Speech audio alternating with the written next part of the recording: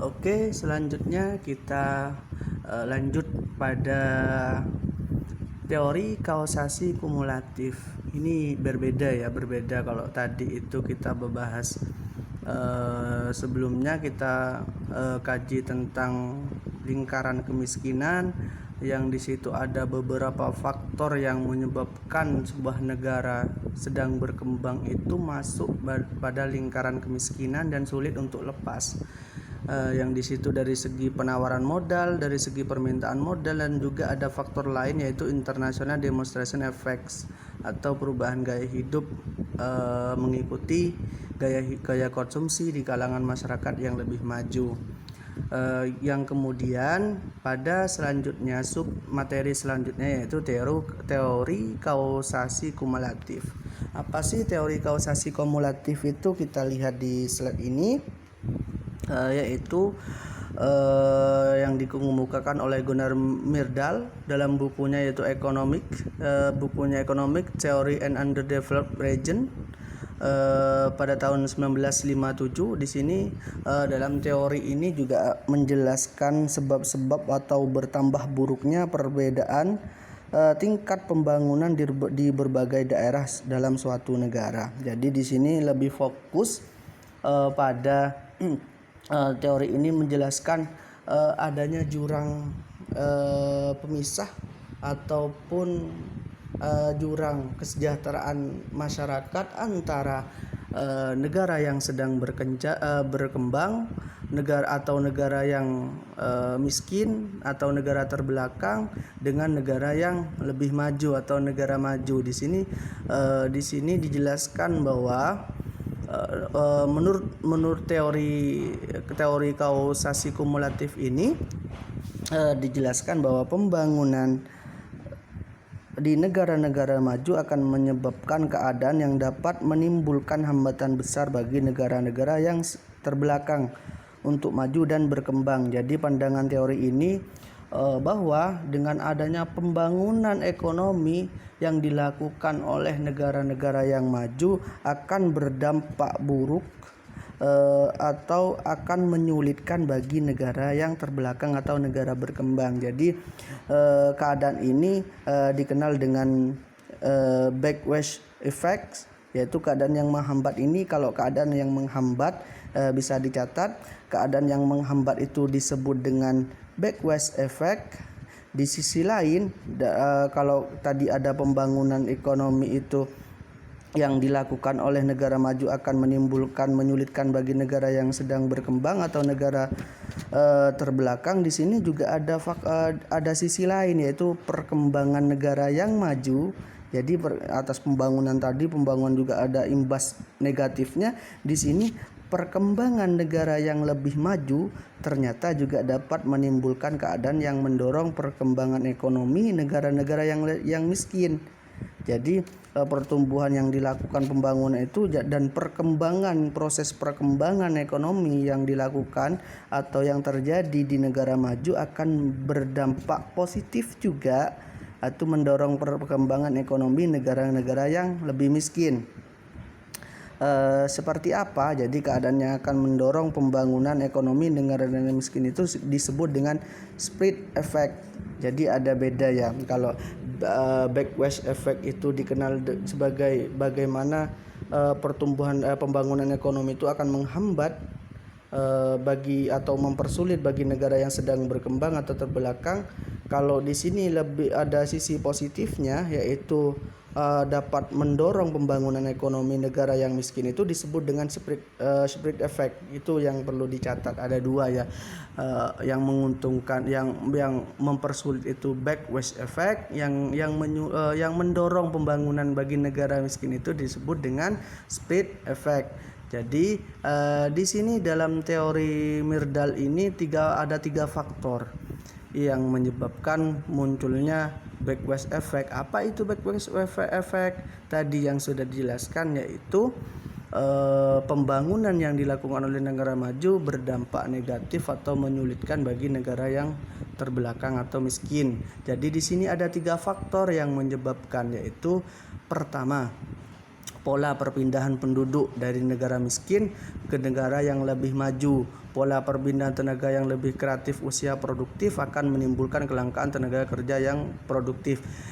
Contohnya seperti ini. Dengan adanya negara maju, pembangunan negara maju otomatis akan sangat membutuhkan tenaga kerja seperti itu. Misalnya di Malaysia ya, ataupun di negara-negara maju yang lain, di situ akan sangat membutuhkan tenaga kerja. Jadi di situ akan menimbulkan imigran yang baru ataupun tenaga tenaga kerja, misalnya di Indonesia TKI yang bekerja di luar negeri ataupun bisa menetap di sini.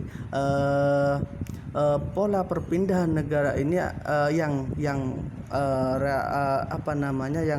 relatif usia produktif akan menimbulkan kelangkaan tenaga kerja produktif bagi negara yang sedang berkembang tadi. Ini banyak alasan kenapa tenaga kerja masyarakat itu melakukan pindah ke negara yang lain, karena bagi negara maju otomatis upah bagi tenaga kerja dengan kuantitas tenaga kerja yang dibutuhkan, otomatis upah tenaga kerjanya semakin melimpah, semakin banyak ataupun semakin sejahtera. Otomatis ini yang menarik daya masyarakat untuk melakukan pindah ke negara yang lain seperti itu. Kemudian ada pola aliran modal yang terjadi. 3 hal yang menyebabkan negara miskin kesulitan, yaitu di sini ada aliran modal ya. Di sini ada 3 hal yang menyebabkan negara miskin kesulitan dengan adanya pola aliran modal yang terjadi. Yang pertama, kurangnya ketersediaan modal. Adanya kecenderungan bahwa modal lebih terjamin dan mampu menghasilkan pendapatan yang lebih tinggi di negara maju. Perdagangan didominasi oleh negara maju. Karena faktor tadi, ketika didominasi oleh negara maju akan berimpact ataupun berdampak bagi negara miskin. Misalnya pasar modal dan sebagainya, investasi dan sebagainya akan cenderung dilakukan ke negara-negara yang maju, misalnya seperti itu. Terus di situ ada 3 ya, yang tadi kurangnya ketersediaan modal tadi, adanya kecenderungan bahwa modal lebih terjamin dan mampu menghasilkan pendapatan yang lebih tinggi di negara maju, itu yang akan cenderung melakukan perpindahan dan sebagainya. Yang selanjutnya itu jaringan transportasi yang lebih baik di negara maju mengakibatkan kegiatan produksi dan perdagangan dapat dilaksanakan lebih efisien di negara yang maju. Dengan keunggulan negara maju ini, otomatis masyarakat yang tadi itu yang dijelaskan bahwa banyaknya perpindahan dan sebagainya, didominasi ekonomi, ini yang mengunggulkan dan menyulitkan bagi negara-negara miskin atau negara terbelakang. Kemudian ada teori kausasi kumulatif yang spread effect. Kalau tadi itu ada backward effect, ada spread effect, yaitu dampak positifnya. Jadi dengan perkembangan ekonomi di negara maju, otomatis di sini seringkali berwujud permintaan atas produk negara yang lebih miskin oleh negara yang lebih kaya. Jadi biasanya kan barang mentah, bahan baku, hasil pertanian itu diimpor oleh negara-negara maju untuk negara-negara yang sedang berkembang atau negara miskin. Tapi dengan adanya bahan mentah tadi, sumber SDN-nya tadi biasanya lebih kecil daripada backward effect. Jadi apa yang dilakukan backward effect dengan tingkat kerugian tadi, kesulitan tadi itu lebih besar daripada spread effect. Jadi tingkat impor barang-barang mentah ataupun barang bahan pokok produksi di negara-negara maju itu lebih kecil hasilnya seperti itu. Jadi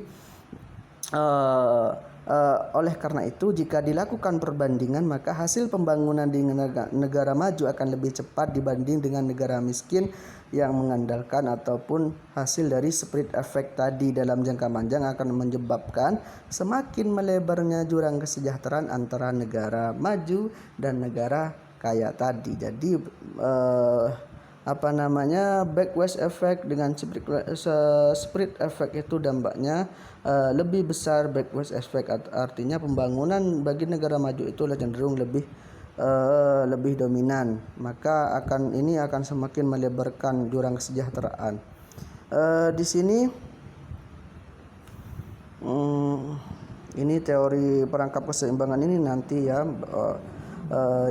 pemateri selanjutnya. Untuk teori kausal-kasif ini bisa dilihat di sini ya, pengaruhnya seperti apa. Untuk A itu 4.2. A itu adalah untuk negara kaya ataupun negara maju. Terus yang B itu upah ini ya. Yang ini adalah upah